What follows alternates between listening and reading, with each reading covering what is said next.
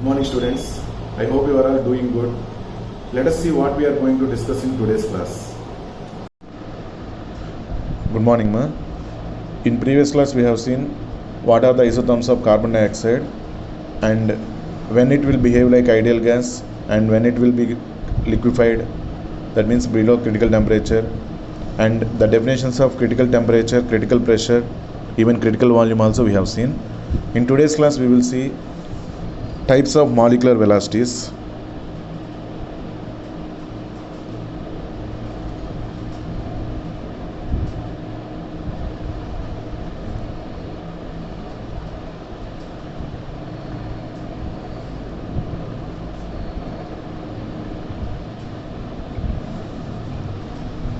Types of molecular velocities. Here, this molecular velocity is nothing but velocity of the gas. Velocity of the gas is nothing but velocity of each molecule of the gas. But practically, it is very difficult for us to calculate the velocity of every molecule. One molecule is moving with one velocity, another molecule is moving with another velocity. Even sometimes some velocities of one molecule is cancelled with velocity of another molecule, because velocity is a vector quantity. If both are in opposite directions, velocity is going to be cancelled. Okay, like that, so many difficulties are there to calculate the velocity of each and every particle. Even by crossing those difficulties, different scientists they propose different types of velocities. Okay, those are three types of molecular velocities. Those are we are going to discuss now. Types of molecular velocities, there are three types.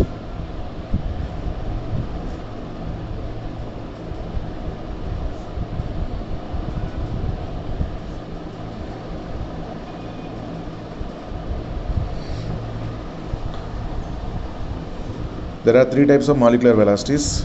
One, most probable velocity.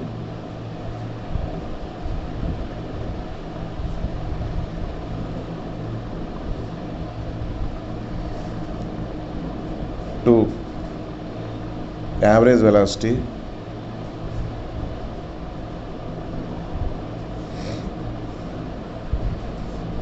Three, RMS, root mean square velocity.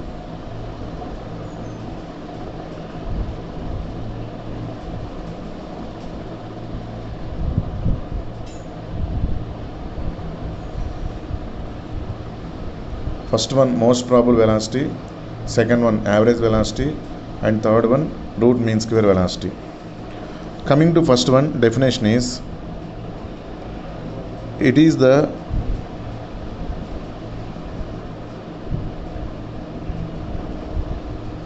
velocity of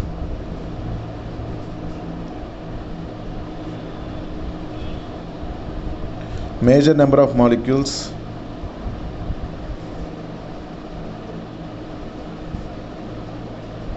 present in the gas, which is represented by Cp. Most probable velocity is represented by Cp.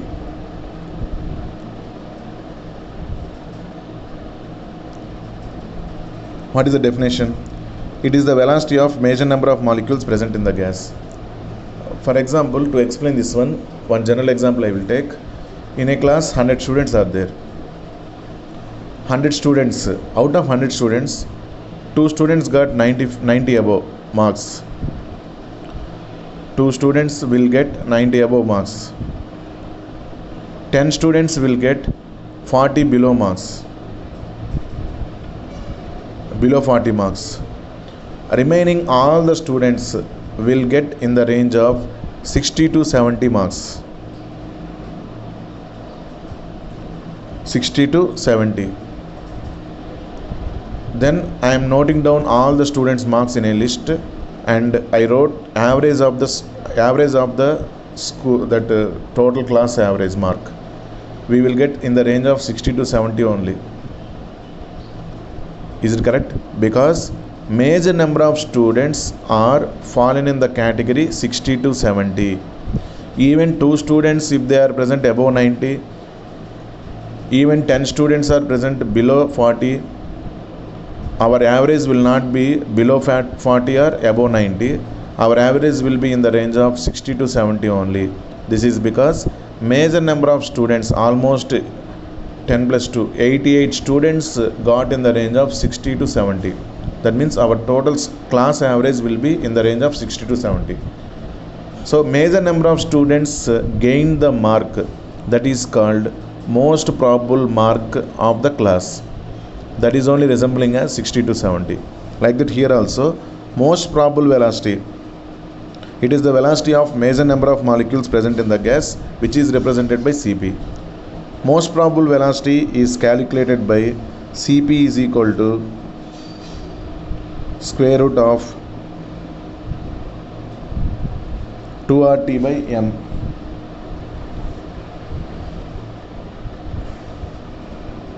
For 1 mole of gas, PV is equal to RT. So instead of RT, I am going to keep PV. Cp is equal to square root of 2 PV by M. If this volume brought down, it will become mass by volume. We know that since density is equal to mass by volume, so we can write it as, this implies Cp is equal to root of 2P by D. These are all formulae of most probable velocity.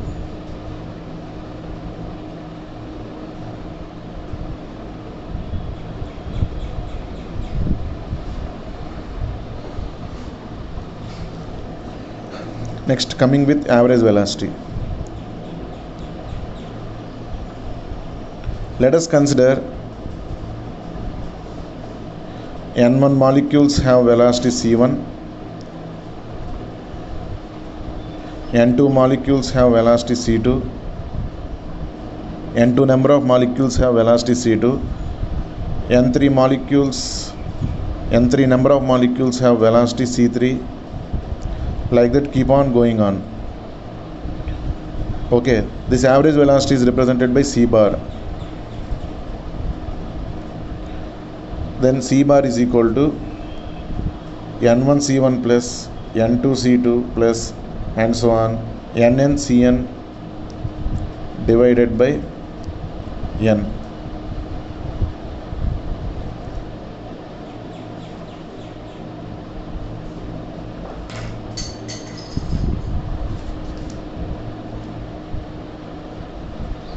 N is nothing but N1 plus N2 plus N3 plus and so on plus N, means it is going on.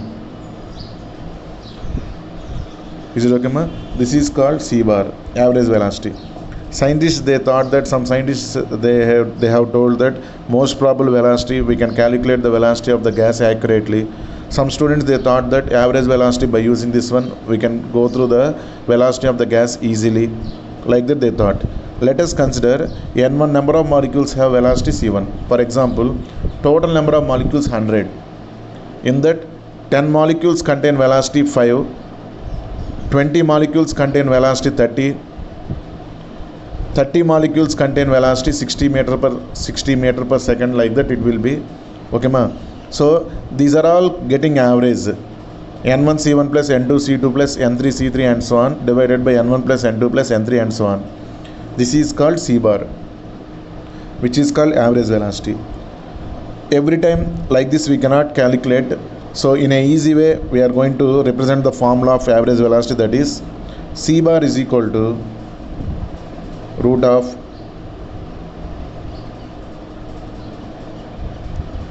(8RT by pi m), where RT is equal to PV. This is equal to root of 8 PV by pi m.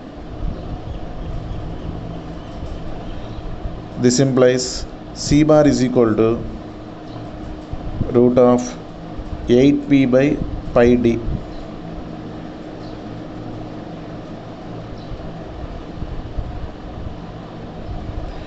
Any formula we can use for doing the problems related to molecular velocities. This is the information about the average velocity. This is the information about most probable velocity.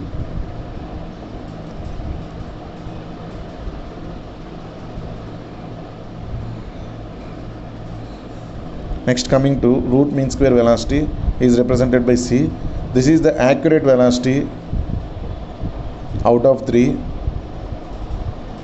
which we have used in kinetic molecular theory of gases.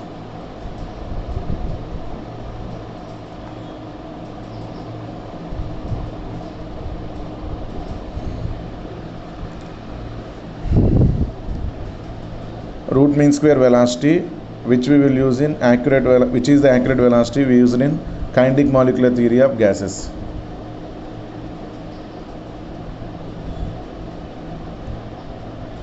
Okay, now coming to this one, c is equal to root mean square. Mean means average.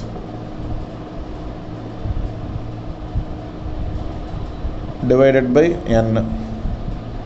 Mean means average for every molecule velocity square for that average and square root. That is called root, square root, mean, average, square means every molecule is getting square. This is getting square because every molecule, even though it is negative, it will become positive by making square. Okay, this is normal formula to represent the root mean square velocity, but in our problems the formula useful is c is equal to root of 3RT by m, because PV is equal to 1 by 3 mc square. mc square is equal to 3PV. c square is equal to 3PV by m. c is equal to root of 3PV by m, where PV is equal to RT. That's why we can write root of 3RT by m. Finally, we can write c is equal to V by m as density root of 3P by D. So any formula we can use for calculating the problems related to molecular velocities.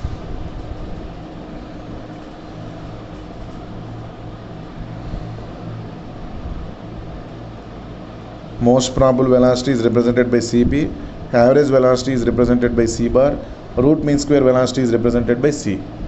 So in this way, 3 types of velocities we can show. Okay, and sometimes they will ask the ratio of molecular velocities also. See carefully.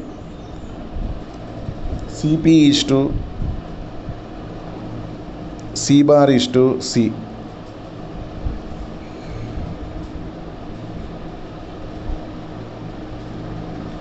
Is equal to Cp is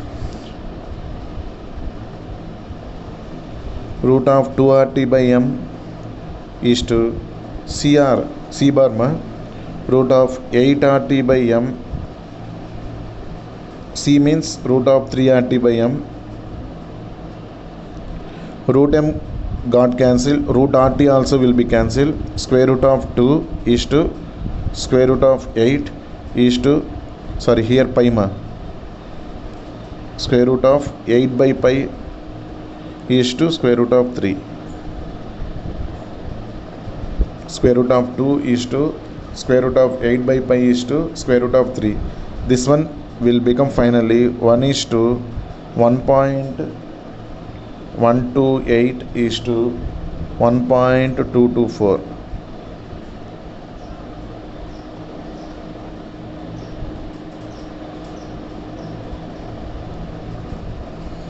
This is final ratio of 3 velocities.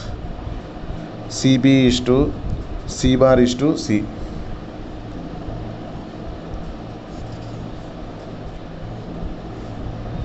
Note down this carefully. These formulae all are useful in doing the problems. 3 types of molecular velocities and their ratio. Most probable velocity, average velocity and root mean square velocity.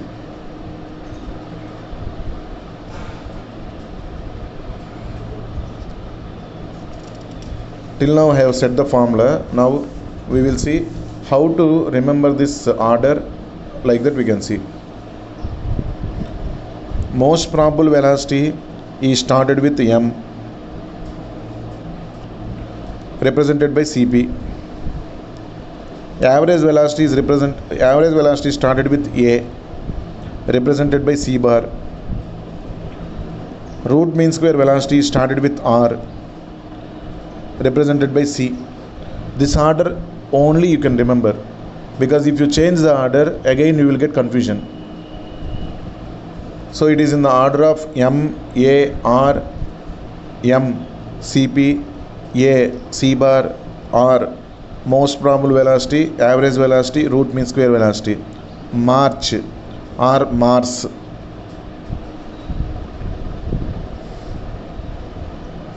In that order, S no need just simply I included for remembering purpose only. S Mars, M A R, Cp, C bar, C. Okay, first Cp, root of 2RT by M. First RT by M same only. We will start with smaller number 2. Smaller number 2. Next number 8 that is 2 power 3 we can write. Like that I am remembering. 2 power 3. 2 power 3 means 8 only na. So I am writing it as 8. In 2 power 3, 2 I wrote first number. Next 8 I wrote next number. 3 last number. 2, 8, 3. So Cp is equal to root of 2RT by M. C bar, middle one, is equal to root of 8RT by pi M. Middle one only it is containing pi. Third one, C is equal to root of 3RT by M.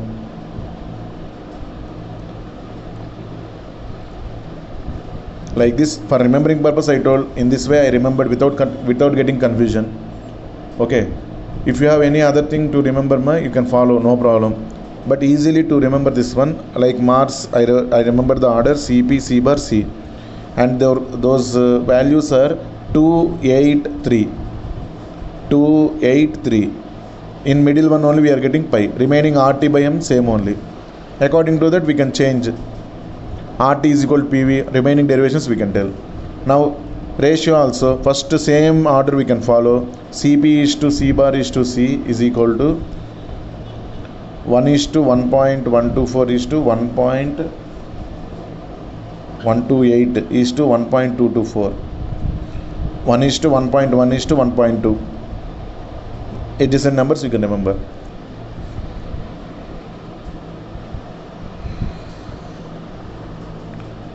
Okay ma, this is the information about molecular velocities.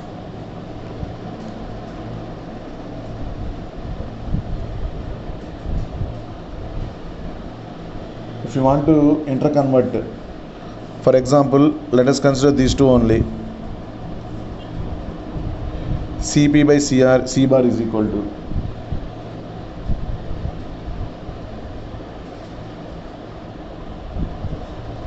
1 by 1.128. First two I am taking here, the ratio is 1 by 1.128.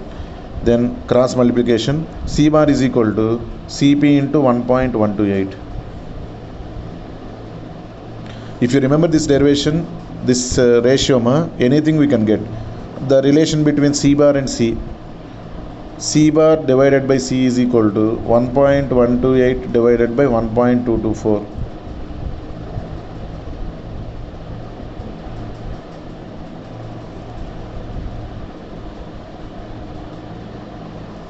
C bar is equal to 1.128 divided by 1.224 into C.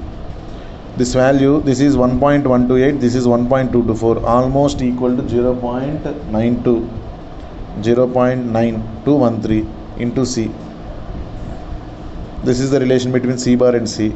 Next, relation between Cp and C. Cp divided by C is equal to 1 by 1.224. This implies C is equal to 1.224 into Cp. Like that, any two we can consider and we can find the relation. Cp and C, if you want to find Cp and C, this one only. This implies Cp is equal to 1 by 1.224 into C. Like that we can convert, interconvert as our wish. These many things no need to remember. For understanding purpose I told. Do one thing, this ratio alone if you remember, we can convert any form according to the given question mark.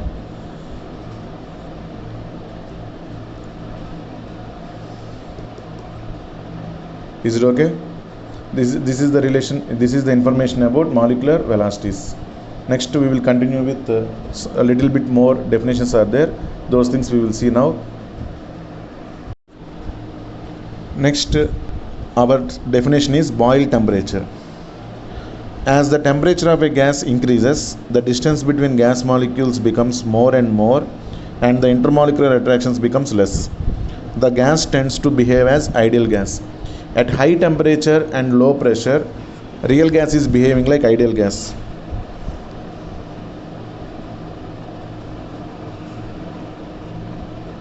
At high temperature and low pressure, already we discussed, real gas will be behaving like ideal gas. This high temperature for every gas it will be different. Okay, so while we are increasing the temperature, gas molecules move away from each other and attractions between them is getting neglected. Okay, then the temperature at which that gas, real gas is behaving like ideal gas is called Boyle temperature. Boyle means name of the scientist.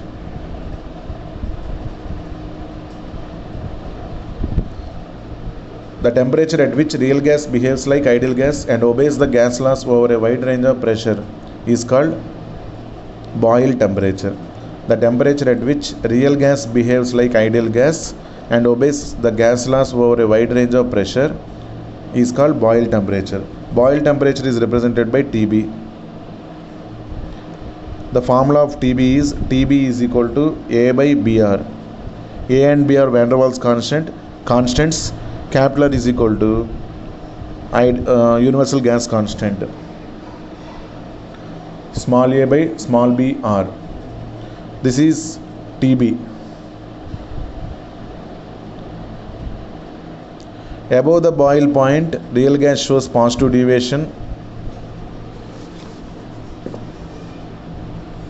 Above the boil point, real gas shows positive deviation from ideality and Z greater than 1.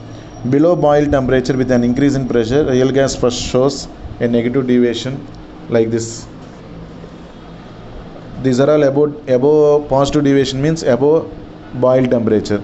Below boil temperature, according to that one, it will show first decrease in value, after that again increase. That only they are going to say. Below boil temperature with an increase in pressure, real gas first shows a decrease in Z. Decrease in Z means Z less than 1 and reaches a minimum value. On further increase in pressure, Z increases continuously. This is the information about boil temperature.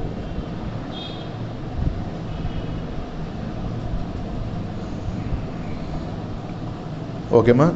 Next we will go for liquefaction of gases, our last concept in gaseous state. After liquefaction of gases, we have liquid state, very small information about liquid state. Okay, let us see what about the liquefaction of gases next. Our next side heading is liquefaction of gases.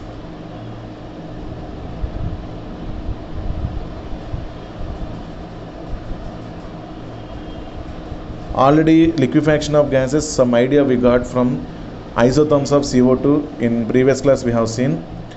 The temperature above which liquefaction of gases is not at all possible is called critical temperature. Critical temperature of CO2 gas is 31.1 degrees centigrade.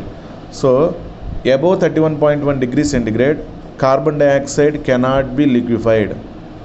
That is the critical temperature of carbon dioxide. Like that, every gas has particular critical temperature value. Is it okay, ma? The temperature above which liquefaction of gases is not at all possible is called critical temperature. Now, one point is there under this critical temperature. The gases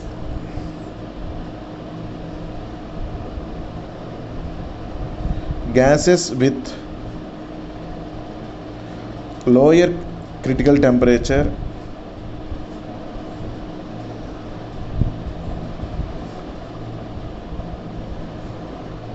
cannot be liquefied easily. Second point, gases with higher critical temperature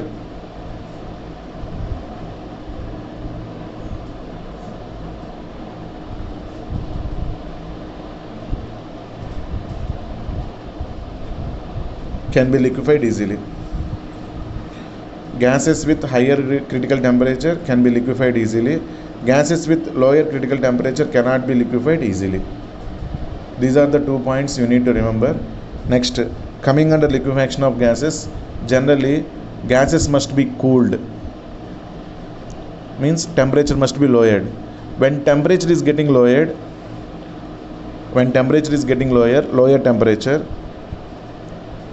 real gases they will lose the ideal behavior and they are behaving like real gases.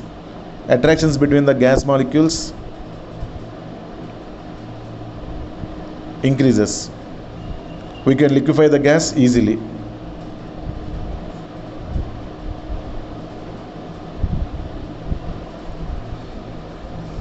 Low temperature, real gases are behaving like that real gases only. Attractions are high, liquefy the gases easily. Same, high pressure. High pressure also, real gases are behaving like real gases only. Attractions are getting increased. We can liquefy the gases easily. Opposite to this one, if high temperature, if you take, at high temperature they are reaching the idealness. At once real gas is attaining idealness, we cannot liquefy the gas easily because attractions are neglected. Same, low pressure also it will be. So, to liquefy the gas, what are the conditions required? To liquefy the gas, what are the conditions required? Low temperature and high pressure. Low temperature and high pressure are required for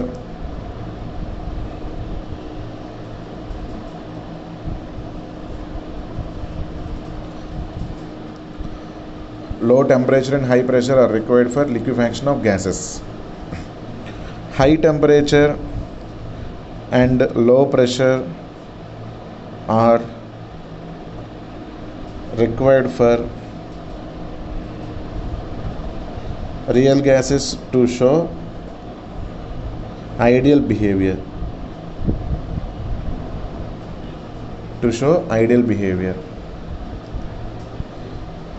Okay, now final one more point, that is Joule-Thomson effect.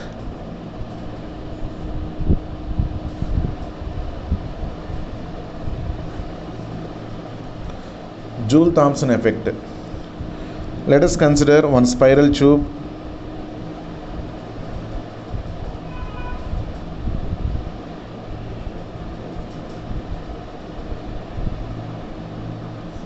Through that spiral tube, one gas is passed at high pressure. By applying high pressure, one gas is passed through the spiral tube.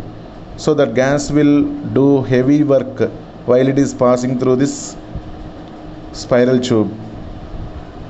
From this high pressure region, suddenly we are giving a chance for that gas to escape into the low pressure region.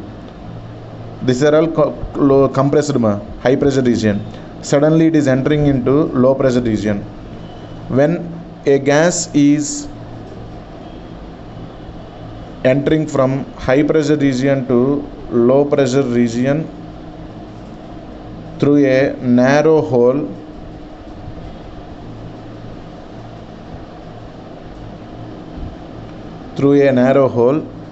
cooling effect is observed for the gas.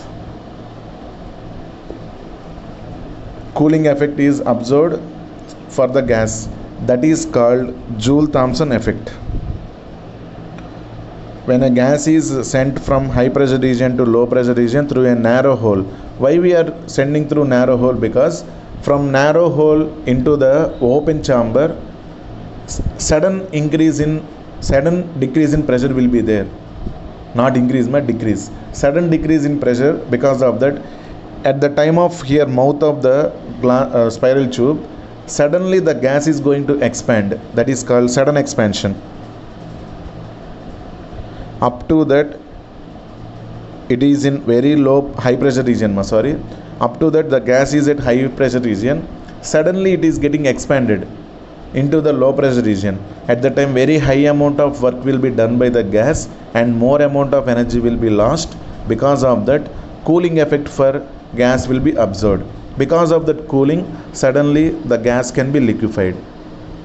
Because of that cooling, temperature is lowered and the gas is getting liquefied. The type of effect is called Joule-Thomson effect.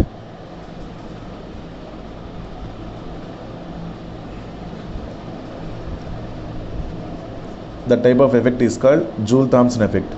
This is very good for all the gases except hydrogen and helium. Joule-Thomson effect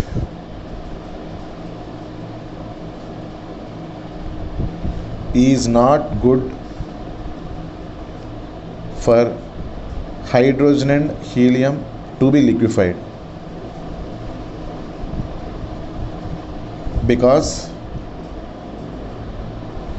for hydrogen and helium, because of their small size, Z is every time greater than 1. Joule-Thomson effect is not good for hydrogen and helium to be liquefied, because for hydrogen and helium, Z is greater than 1. Because of that, we cannot liquefy hydrogen and helium easily.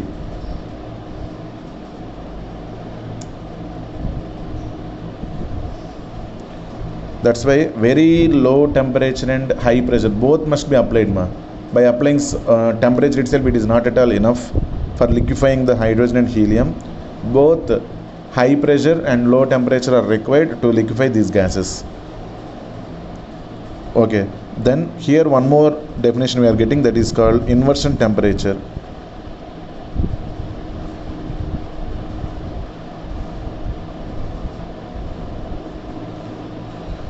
Inversion temperature definition is the temperature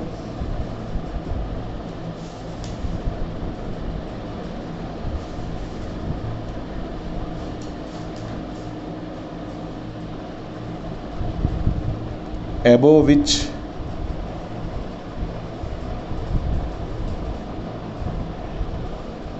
gases get heated up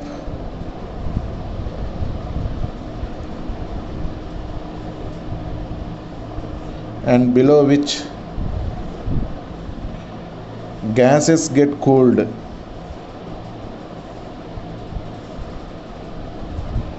Due to Joule-Thomson effect.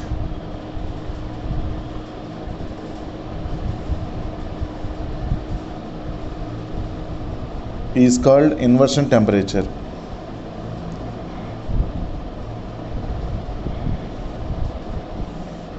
Inversion temperature is represented by Ti. Ti is equal to 2A by Rb, which is equal to 2 into Tb, boil temperature.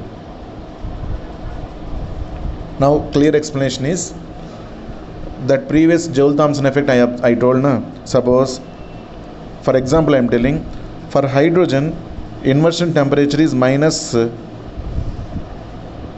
20 degrees centigrade. For example, for hydrogen, inversion temperature is Ti is equal to minus 20 degrees centigrade.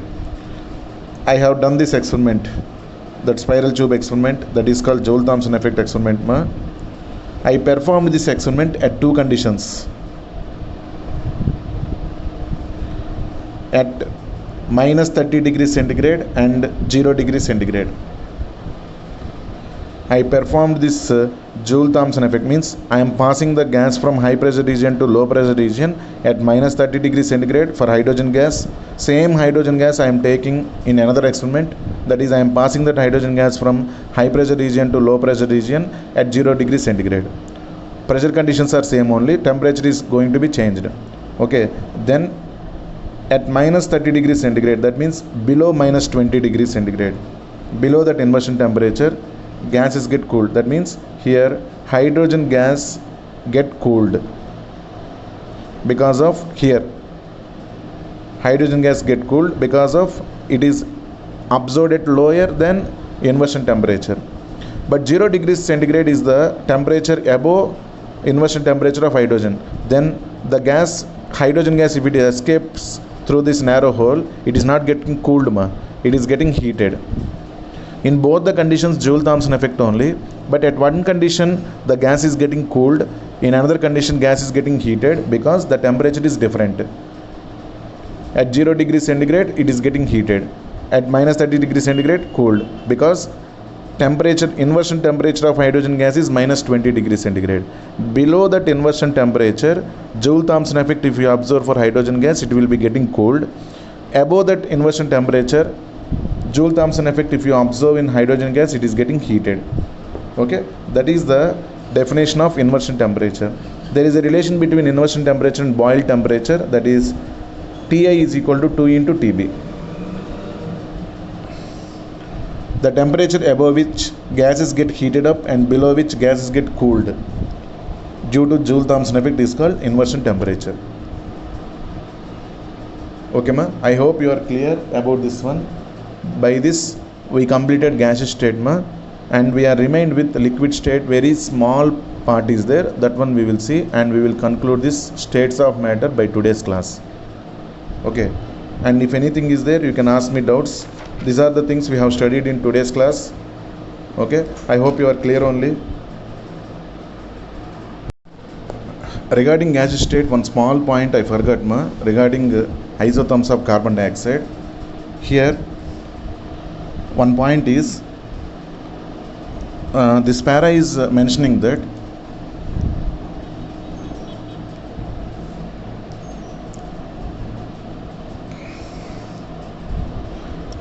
thus a liquid can be viewed as a very dense gas. See, thus there is continuity between the gases and liquid state. The term fluid is used for either a liquid or a gas to recognize this continuity.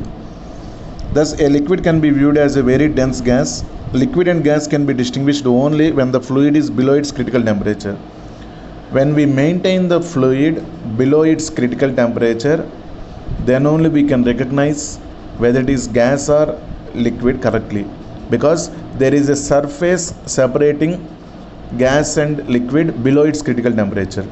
Two separate states are there below critical temperature, but above critical temperature, if you apply very high pressure, above critical temperature, even if you apply high pressure also, the gas cannot be liquefied, but the gas particles are nearby each other to form like a dense fluid. Why I am telling here fluid? Because above critical temperature there is no separation between gas and liquid.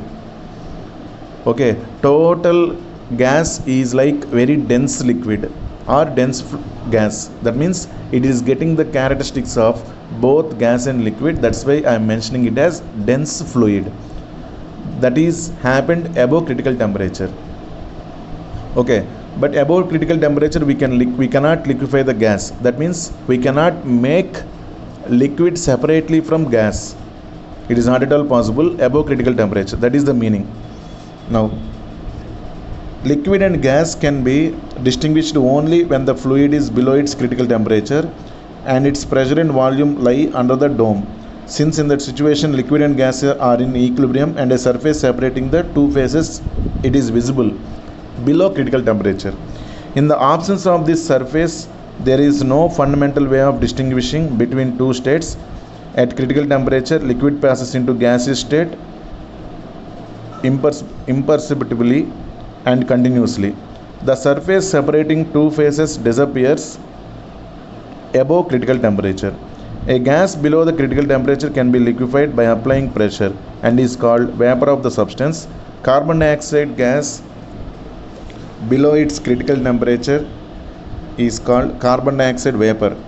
Critical constants for some common substances are given in table 5.4. Yesterday, in previous class, yesterday already we have seen this one. Okay, this is the point I forgot. Now we covered this one. By this we have completed the gas state fully. Now we have to enter into the liquid state.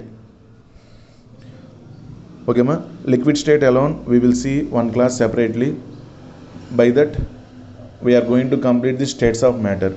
In this states of matter concept, we are going to cover two states of matter. Those are liquid state and gas state. Liquid state also it is very less only. Maximum portion you will cover in physics only. Viscosity, surface tension, all these properties are liquids properties only. Maximum you will study in liquid state in physics only ma. Here only small portion is there. Okay, majority of these states of matter is related to gas state only. That majority portion is completed. By one more class we will complete liquid state also. That is about today's class. I hope you are clear. Okay, any sort of doubts you can ask me, no problem, I will clarify. Okay ma, thank you, have a nice day.